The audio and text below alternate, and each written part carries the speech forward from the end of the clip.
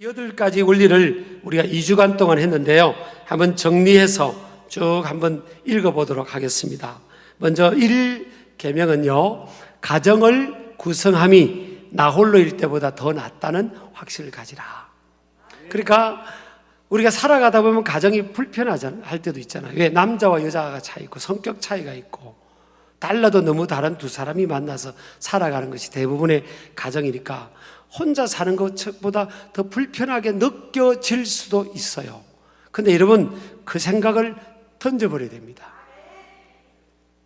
이제 보편적으로 제가 일반적으로 말씀드린 겁니다. 하나님께서 아담이 혼자 사는 것이 좋지 않게 보였어요. 하나님이 그렇게 보였다는 거예요. 우리 감정하고는 다르게. 목사님, 저는 안 그런데요. 그 마음을 존중합니다. 그러나 하나님께서 그렇게 말씀하신 거예요. 자, 그래서 가족이 있다는 걸 아주 감사하시기를 주의 이름으로 축복합니다. 두 번째 원리는요, 배우자는 같이 읽어도 좋겠습니다. 배우자는 하나님의 창조의 걸작품이기에 자신보다 더욱 존귀하게 여기라. 하나님께서 아담의 갈빗대로 하와를 만드신 것처럼 우리 배우자를 하나님께서 만드신 거예요. 만드신 분이 하나님이에요. 내 배우자가 내 마음에 맞든 안 맞든 하나님께서 만드신 거죠. 그러니까 여러분, 너무너무 귀하게 여기드는 겁니다. 자, 세 번째 원리, 배우자는 자신에게 가장 적절하게 어울리는 사람임을 확신하라. 이 에제르가 내게 제일 어울리는 사람이란 뜻이잖아요. 돕는 자란 뜻이. 그러니까 하나님께서 어련히 나를 아셔서 나한테 제일 잘 어울리는 사람을 나에게 인도해 준 거죠. 여러분, 나하고 비슷한 사람이 어울리는 사람이 아니에요. 나한테 가진 것이 없는 것을 가진 그 사람을 하나님께서 이게 나를 도와주라고, 섬기라고 붙여주신 겁니다. 네 번째, 배우자에게 제공되는 쉼은 자신의 창조를 위한 시간임을 인식해라. 하나님께서 아담을 푹 채워가지고 거기서 아담을 만든 게 아니고요, 갈빗대를 빼내가지고 하와를 만든 겁니다. 그러니까 배우자가 쉬면 내가 쉰다고 역설적으로 생각하라는 거예요. 그거 틀림없습니다. 여러분, 제가 만약 쉼을 가지면요, 이건 사실 여러분들을 위한 쉼입니다. 교회가 달라질 겁니다. 아마 갔다 오면요, 하나님이 그렇게 역사하실 겁니다. 가족 간에도 마찬가지인 거죠. 가족 간에도. 다섯 번째, 다 같이 한번 읽어볼까요? 자신의 피 흘림의 희생을 통해 배우자가 만들어짐을 확신해라. 이 갈빗대를 빼내니까 이게 수술 아닙니까? 수술. 피를 흘리는 수술 아니에요. 피 흘림을 통해, 희생을 통해 배우자가 만들어지는 거예요. 이 행복한 결혼 생활의 키포인트 중에 하나입니다. 누군가가 희생해야만 그 가정이 되는 거예요. 그런데 목사님, 그 희생자가 내가 돼야 되나요? 여러분, 성숙한 사람이 희생하는 겁니다.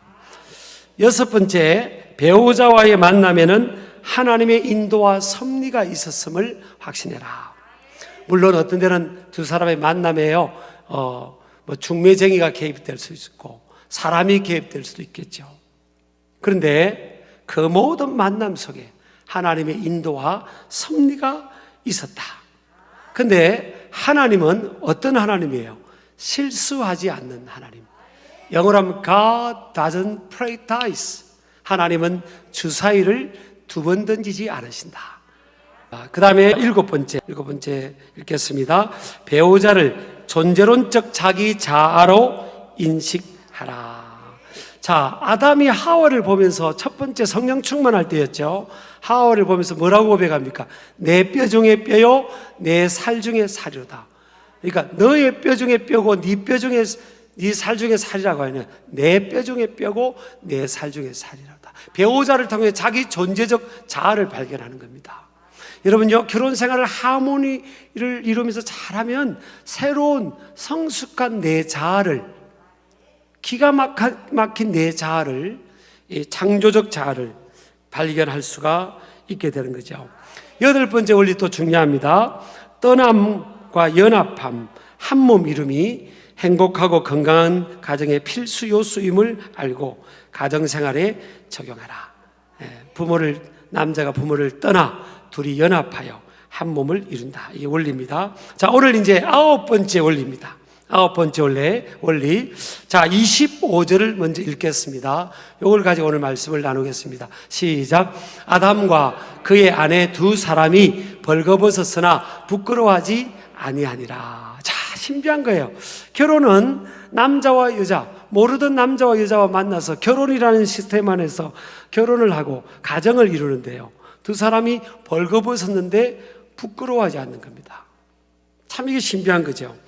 이 결혼 사이에 이 아담과 하와 사이에, 하나님과 아담과 하와 사이에 죄가 들어오지 않았을 때잖아요.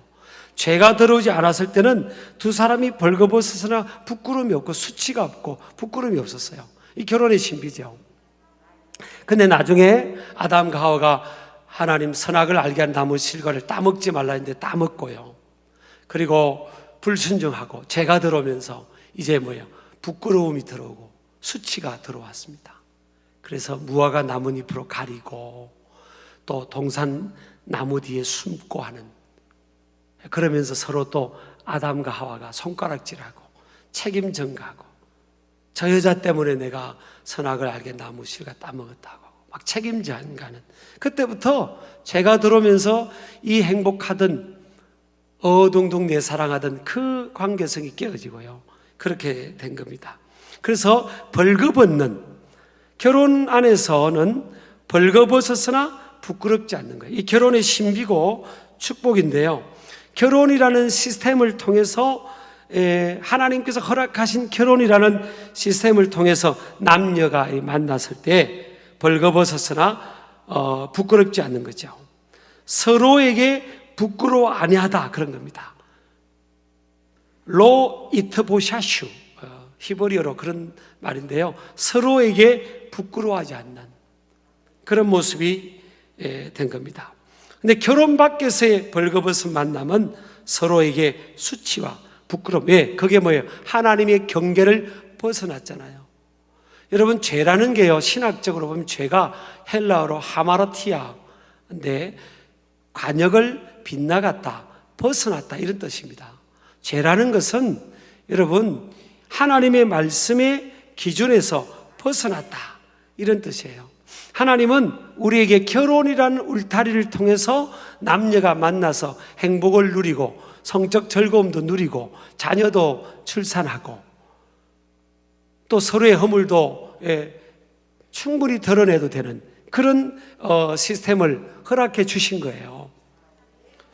그런데 여러분, 우리가 보면 요즘은요, 하나님께서 제시해 주신 이 울타리를 벗어나서 남녀가 만나는 것이 일반화되는 그런 시대입니다. 여러분, 이 성경에 보면 롯 알죠? 롯이라는 이 사람인데 아브라함의 조카입니다. 이 롯이 믿음의 조상이자 믿음의 삼촌이었던 이 아브라함하고 같이 있을 때는 이렇게 성모랄이나 윤리의식이 무너지질 않았어요. 아브라함과 가까이 있을 때는 믿음 생활을 했어요. 그런데 이 롯이 세상에 보이는 화려함과 또 이 물질을 쫓아갔지 않습니까? 눈에 보이는 좋은 그 요단들, 그리고 소돔 고모라고 있는 그 화려함을 쫓아갔잖아요. 그래서 어떻게 됐어요?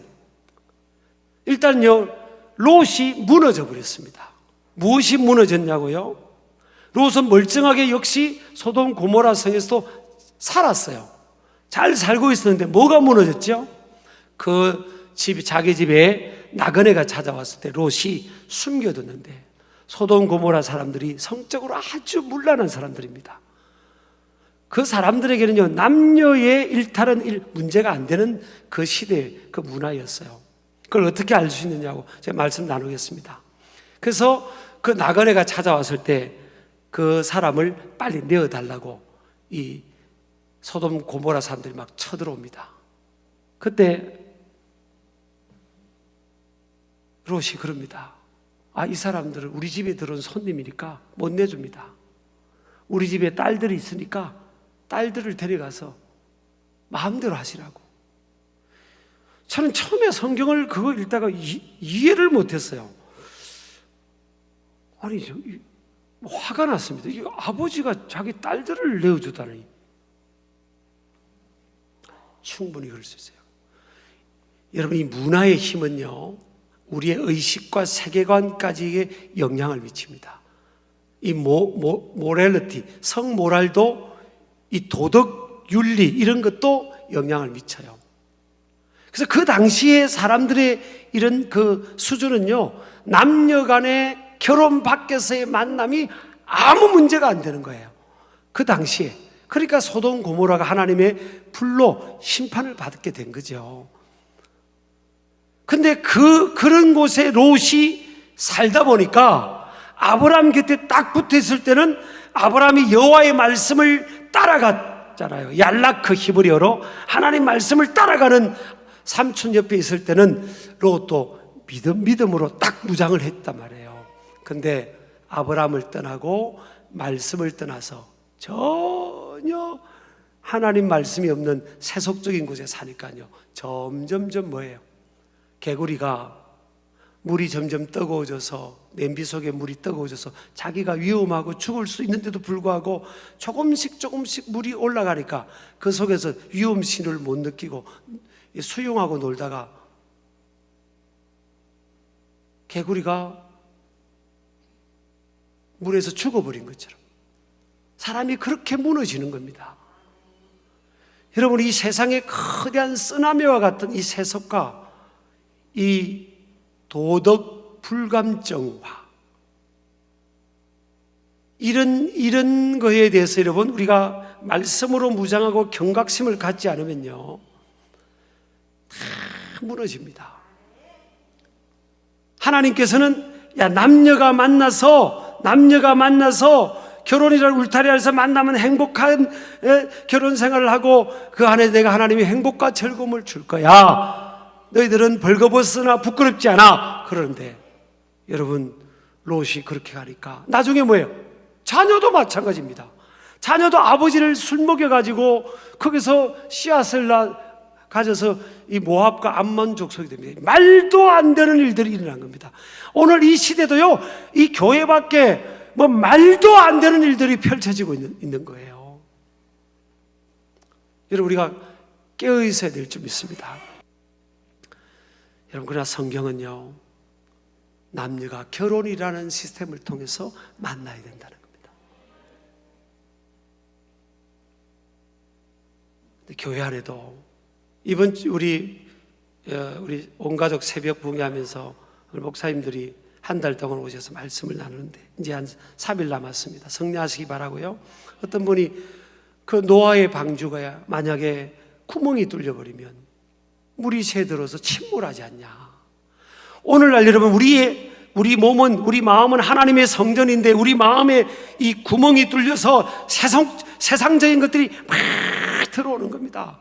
교회라는 이 공동체가 거룩한 구별된 공동체임에도 불구하고 교회 안에도 세속적인 것들이 들어와서 점점 이 하나님 말씀의 기준에서 기준이 낮아지고 약화지는, 그래서 가정이 흔들리는 겁니다. 그래서 가정이 깨어지는 이유가 그런 겁니다.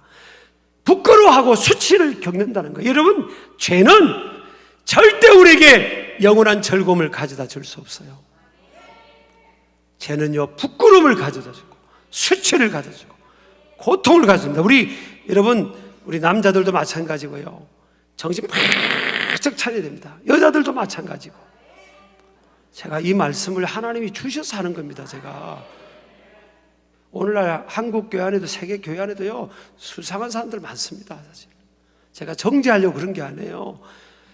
여러분, 그래서 지금 이게 좋은 부모가 건강하고 성숙하게 잘 살아서 자녀들에게 이 도덕성이 물려지고 이 윤리의식이 물려지고 그리고 행복한 가정이 대물림되고 하나님은 그 시스템으로 그걸 계획하고 있는데, 이 가정이라는 이 방주가 지금 깨어져 가지고요, 물이 막 새 들어오니까 가정이 지금 막 난파되기 직전인 가정들이 이 현대인들의 가정 속에 얼마나 많은지 모릅니다. 그게 죄가 그 구멍을 뚫어버린 겁니다. 정신 바짝 차리고요, 오늘 이 시간에 우리가 회개하고 하나님 앞에 우리 가정을 지키고 부부간의 약속도 지키고. 그래서 이 벌거벗었다는 게 뭐예요? 투명함입니다. 투명함. 영어로 하면 트랜스페어런스, 투명함, 정직성, 정직해야 되는 거예요. 남자도 여러분 아내 몰래 뒷돈 이렇게 딱 꼼쳐두고 그러지 마세요. 그리고 여자들도요, 아니 왜 남자가 용돈 꼼쳐들 정도로 그렇게 치사하게 만듭니까, 남자를? 좀 듬뿍듬뿍 추면 안 돼요? 저는 듬뿍듬뿍 줍니다.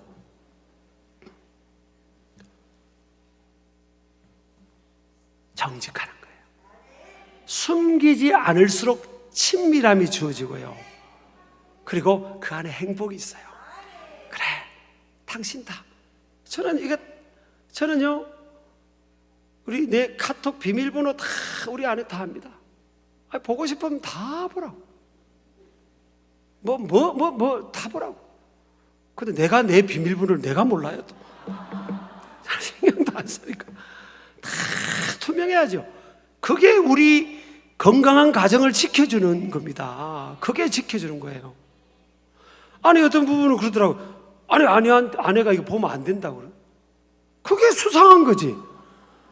그리고 수상하든 안 하든 그게 그러면요, 이 친밀함이 신뢰를 통해 형성되는데 이게 균열이 생기는 거죠. 그래서 여러분 보세요. 롯이 그렇게 영향을 받으니까 자녀들 보세요. 부모가 그러는데 자녀가 어떤 영향을 받습니까?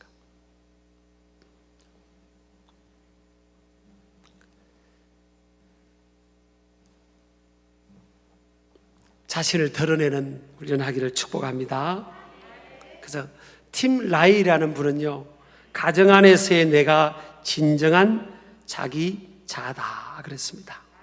그래서 이 결혼이 신비인데요, 첫 번째 봅니다. 서로에게 투명한 관계를 유지하기 위해 자신을 드러내는 훈련을 해야 합니다.